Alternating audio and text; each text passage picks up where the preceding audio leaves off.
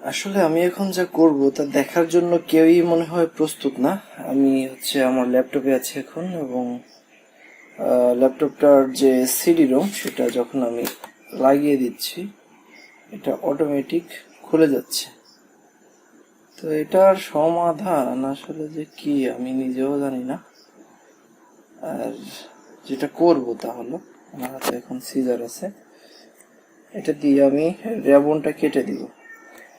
আর এটা একটা মাতলামি বা পাগলামি সমাধান মনে হইতে পারে আপনাদের কাছে, হ্যাঁ, কিন্তু আমার কাছে এছাড়া আর কোনো কিছু করার নাই। আমার মানে এটা খুলে রেবনটারে খোলার বা রিমুভ করে রাখার কোনো ইচ্ছা নেই। আর এই যুগে ডিভিডি রাইটার কোনো কাজেও লাগে না। তো যাই হোক, আমি এটা আর একবার দেখবো। এটা লাগিয়ে রাখলাম, হ্যাঁ, এটা খুলে দিচ্ছি। দুইবার হয়েছে, এবার লাস্ট। যদি এবার খুলে যায় তাহলে যা করার তাই করব।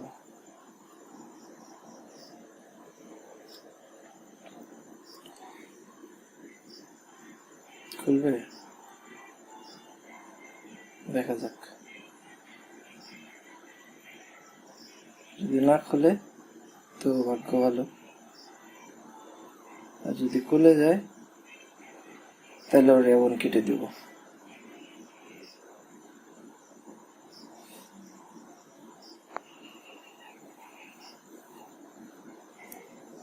আমি যে ভাবতেছি তাহলে ল্যাপটপটা খোলার থেকে রেবন কেটে দেওয়াই ভালো। মানে যে ডিভিডি রাইটার তো নষ্ট হয়েছে আমি জানি, এটা বারবার রিজেক্ট করে দিচ্ছে। আচ্ছা,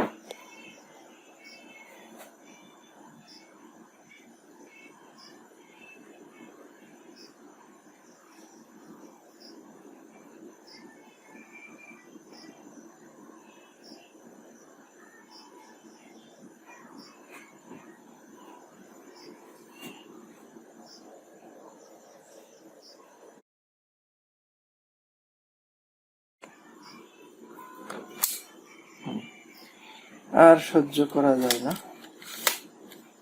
এখন যা করব তা আপনাদের ভালো নাও লাগতে পারে।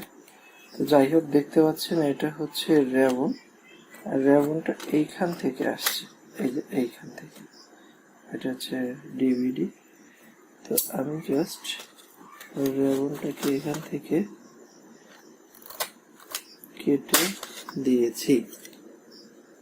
এখন রেবন ডিসকানেক্ট হয়ে গেছে, কেটে গেছে, রেবন কাটা শেষ।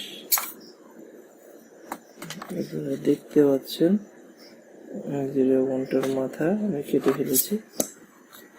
এখন এটাকে লাগিয়ে দিই, এবার দেখা যাক।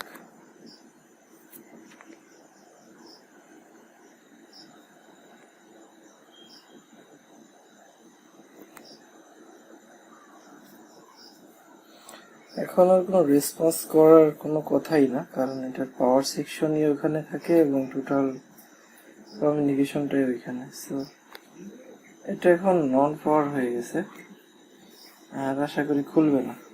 তো এই ধরনের ডিসিশন কেউ নিয়েন না। আমি আসলে খুব রেগে গিয়েছিলাম এই ল্যাপটপের উপর, তাই এখন রেবন না কেটে পারলাম না।